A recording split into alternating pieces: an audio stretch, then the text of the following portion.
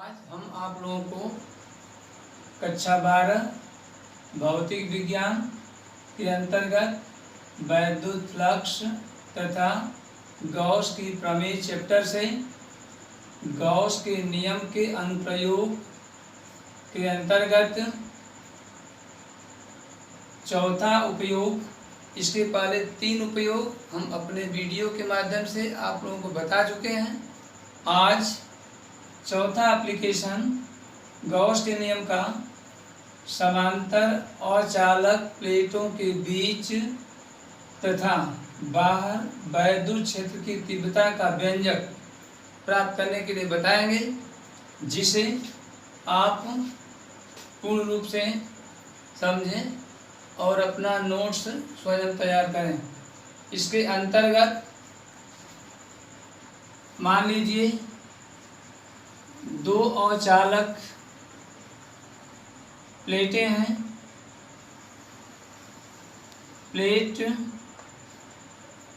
एक प्लेट यह है, दूसरी प्लेट ये मान लीजिए है। ये प्लेट 1 सपोज करिए और यह प्लेट 2। इन दोनों प्लेटों पर समान आवेश है परंतु विपरीत है। मान लीजिए प्लेट 2 पर प्लस आवेश है और प्लेट 1 पर ठीक इतना ही माइनस आवेश है। इस प्रकार से दोनों आवेश समान हैं परंतु विपरीत हैं और दोनों का पृष्ठ घनत्व समान मान लीजिए सिग्मा है। तो इन दोनों प्लेटों के बीच कोई बिंदु यदि P लें तो इस बिंदु पर तीव्रता की वैल्यू क्या होगी, और यदि बाहर कोई बिंदु P डैश लेते हैं तो इस बिंदु पर तीव्रता की वैल्यू क्या होगी, इसी को ज्ञात करना है बाई गॉस थ्योरम। अब इसमें इसके पहले जानते हैं, बता चुके हैं, किसी अचालक प्लेट के कारण किसी बिंदु पर तीव्रता की वैल्यू E इक्वल टू होता है सिग्मा अपान 2 एप्सिलॉन 0, जहाँ सिग्मा आवेश का पृष्ठ घनत्व है जिसकी value sigma equal to Q upon A होती है। अब इसी के अनुसार प्लेट 1 के कारण तीव्रता E1, प्लेट 1 के कारण E1 equal to sigma upon 2 epsilon 0 equation 1 तथा प्लेट 2 के कारण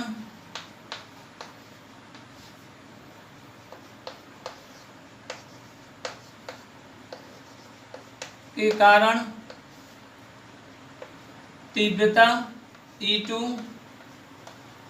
equal to sigma upon 2 epsilon 0 equation number 2।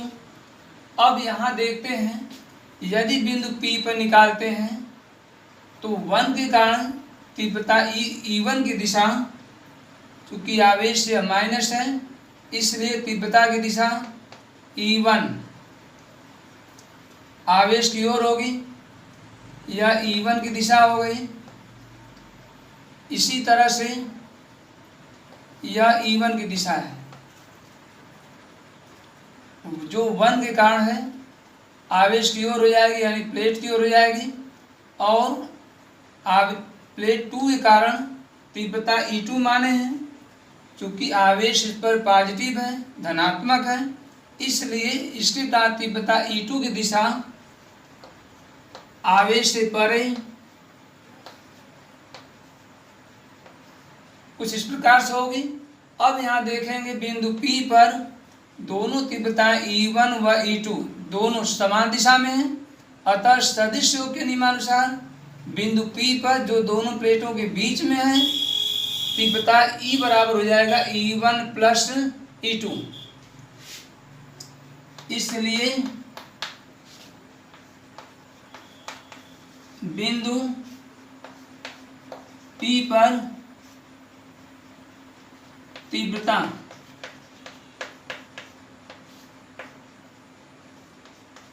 E बराबर हो जाएगा E1 प्लस E2। चूंकि E1 व E2 समान दिशा में है इसलिए सदिश योग के नियमानुसार परिणामी तीव्रता E बराबर E1 प्लस E2 होगा। Equation number 3। अब इक्वेशन 1 व 2 से इक्वेशन 3 में E1 व E2 की वैल्यू रखेंगे।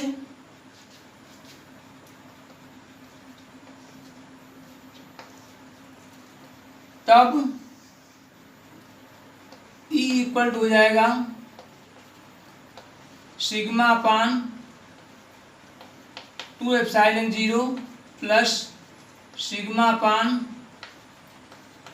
2 एप्सिलॉन 0, या कह सकते हैं इसको 2 सिग्मा अपान 2 एप्सिलॉन 0। 2 से 2 कैंसिल हो जाएगा, यह हो जाएगा E equal to sigma upon epsilon 0। ये आपका अभिष्ट व्यंजक है जो दोनों अचालक प्लेटों के बीच में स्थित बिंदु P पर प्राप्त किया गया है। अब यदि प्लेटों के बीच बाहर बिंदु P डैश पर निकालना चाहें एग्जैक्ट या परिणामी तीव्रता E की वैल्यू, तो यहाँ देखेंगे प्लेट 1 के कारण तीव्रता E1 की दिशा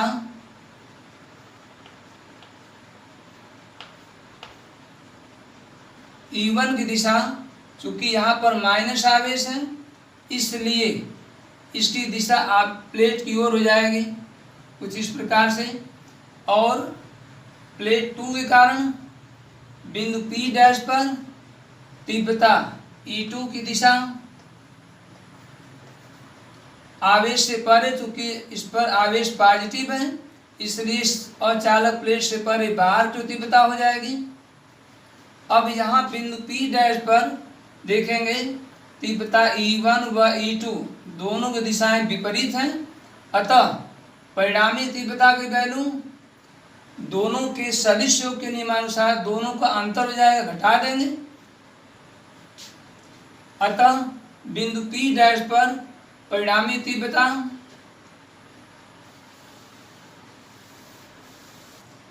बिंदु P डैश पर परिणामी तीव्रता E इक्वल टू हो जाएगा E1 माइनस E2। चूँकि E1 व E2 विपरीत दिशा में है इसलिए इनकी परिणामी तीव्रता इनके अंतर के बराबर होगी सदिश योग के नियमानुसार। अब E1 व E2 की वैल्यू समीकरण 1 व 2 से रखेंगे, इसमें ये हो जाएगा sigma upon 2 epsilon 0 minus sigma upon 2 epsilon 0, ये दोनों आपस में कैंसिल हो जाएंगे, अतः परिणामी तीव्रता E इक्वल टू 0। इस प्रकार दोनों अचालक प्लेटों के बाहर स्थित बिंदु P डैश पर परिणामी तीव्रता की वैल्यू 0 होती है। That's all. अब गॉस के नियम के अनुप्रयोग के अंतर्गत पांचवा उपयोग मतलब पांचवा एप्लीकेशन समझें। गोलीय कोष के कारण वैद्युत क्षेत्र की तीव्रता गोलीय कोष के बाहर